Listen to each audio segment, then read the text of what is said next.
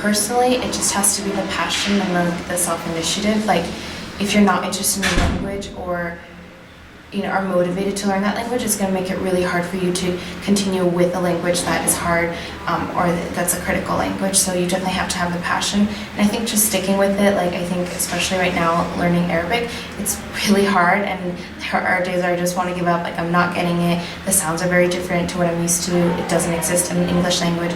So just like having to stick with it and rolling with the difficulties. I think the key to mastering a critical language is a lot of practice in speaking with native speakers as well as being able to practice the written language. I would say Spanish is pretty easy for native English speakers because it's very similar. So Arabic is definitely harder than Spanish, but I would say that Arabic is a lot easier for me to pick up on than Italian and French were when I tried those. That's probably because of the intensive program at StarTalk. But I think it's more entertaining because it's in like different like letters and stuff than our alphabet. Italian, French, or Spanish, for example? I don't particularly think so because it's all very much similar. Like at least the phrasing is. I think what I guess would be kind of difficult is that critical languages typically don't have like the same letters as we do for the things. So like learning how to read it and then writing it is kind of harder. But even then, like enough practice that kind of doesn't really matter. But yeah, I like the actual language itself and being able to communicate in it does not seem all that much harder.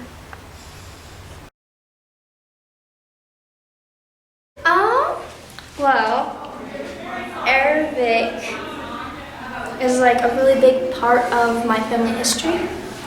My older brother is Iranian because his father is from Iran. So at my house we always had like Persian food, and I'm a Baha'i, so we have prayers and stuff, and the prayers are typically in Arabic because Baha'u'llah was an Arab. And Arabic seemed really important to me just to like connect with my past. Why did you want to learn Arabic? I wanted to learn Arabic because I wanted an opportunity to speak a language that was not a romantic language, because I thought that it would offer me scholarship opportunities in the future as well as different and new job offerings that wouldn't have been available to me otherwise. In the program? I mean, besides the language already itself being really difficult, I think,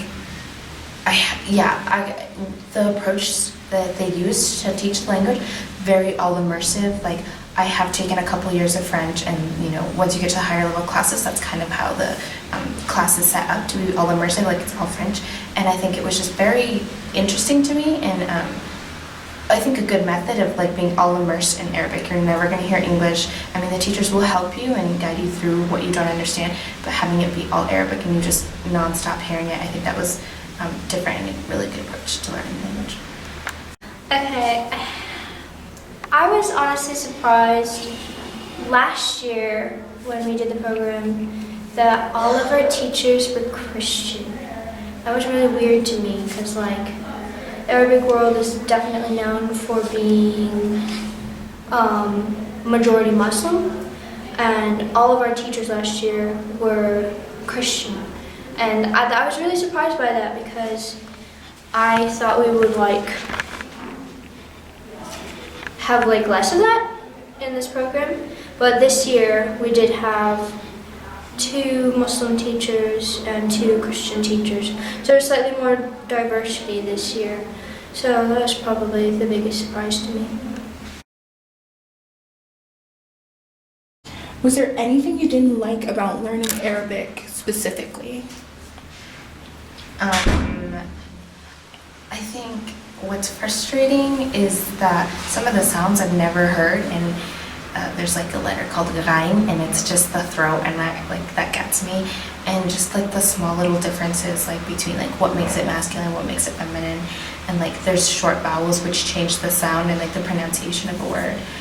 That really like frustrated me, and that kind of goes hand in hand with how the alphabet, like you write it differently depending on where it is in the word. That really is nothing like I've ever seen, especially in the Romance language of the city, and that made it extremely frustrating because teachers have different writing styles, like in handwriting and fonts. So you get accustomed to one letter looking a certain way, and then a whole different day like looks different, and you have to just learn how to recognize those and cope with it always being different. Was there anything you didn't like about learning Arabic? Really nothing. I really love learning languages, and the people are great. The culture is amazing.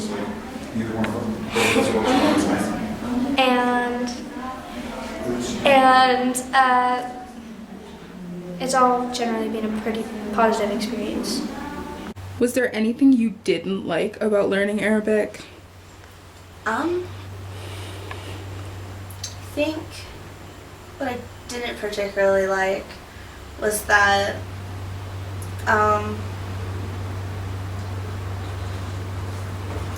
think maybe it was just like the amount of lessons we have to either activities or free time, because it's kind of like it's getting shoved into your head and like just being force fed to you, and like it's very, very intensive, but it's not very intensive in short bursts. It's like all of this over an 8-hour period, and like maybe, just maybe, there's going to be some activity that shows the culture a bit more than just here's the language, learn the language.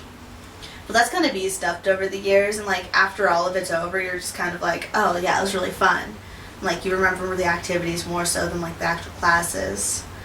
And this year it's totally not acting like that, because we've had a lot more interaction with the people and a lot more like funner times, I guess is the best way to say it.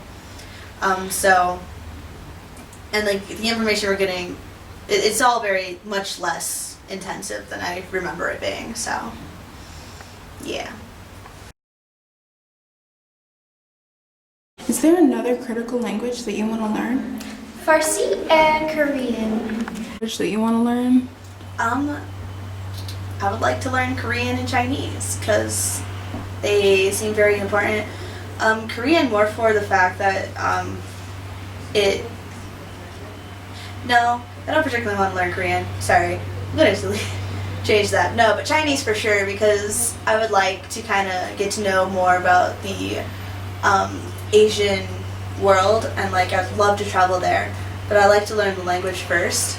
And like if I learn Chinese, that's one of the more needed languages of the world, I feel, because it's also like the second world power, I think. And so if I want to do what I want to do, which would be translating, having that knowledge would help me very much in getting opportunities and jobs, because then I can help businesses rather than just like LCCC or UW with their Arabic program.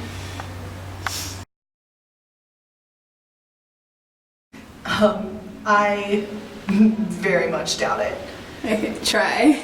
Okay, Arabic, Chinese, Russian, I'm pretty sure Hindi's one of them.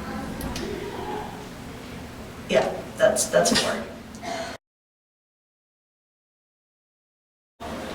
Do you have a plan to retain your knowledge after the program ends?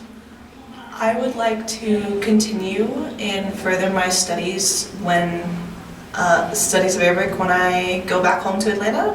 So that's my plan for right now.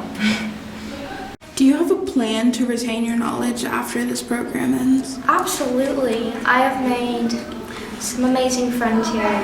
One of them being our dearest Simone, just you. Yeah. I don't even know if they got my face. Anyway. Probably not. Simone and Yakov, which are my best friends, and I talk to them every day over a group chat, even though we live very far away from each other, particularly Simone. Anyways, I also have made best friends with someone who goes to my school in Casper, Emma, and we're hoping to keep that up along with her sister, Marin. So hopefully I'll keep up at least the conversational part, but I should have no problem with the reading part because I do have a lot of books in Arabic around my house. Okay. What kind of careers can you think of off the top of your head that you can use a critical language in? Off the top of my head,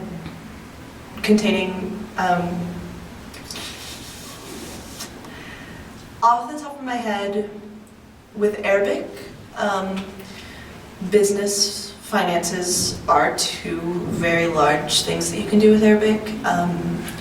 The military and the State Department. I know that you can also go into translation either for for-profit businesses or for intelligence agencies or for the CIA. Intelligence agencies and the CIA are the same thing. For intelligence agencies or the military, you can do translation. What kind of careers do you think, off the top of your head, that you can use a critical language in? I actually want to do FBI or DOJ, so I feel like even if I was just an agent and not a translator, I could probably definitely have leverage, is that the word, for doing those with critical languages. Domestic doesn't have enough languages like in their just everyday agents. But there's also translators and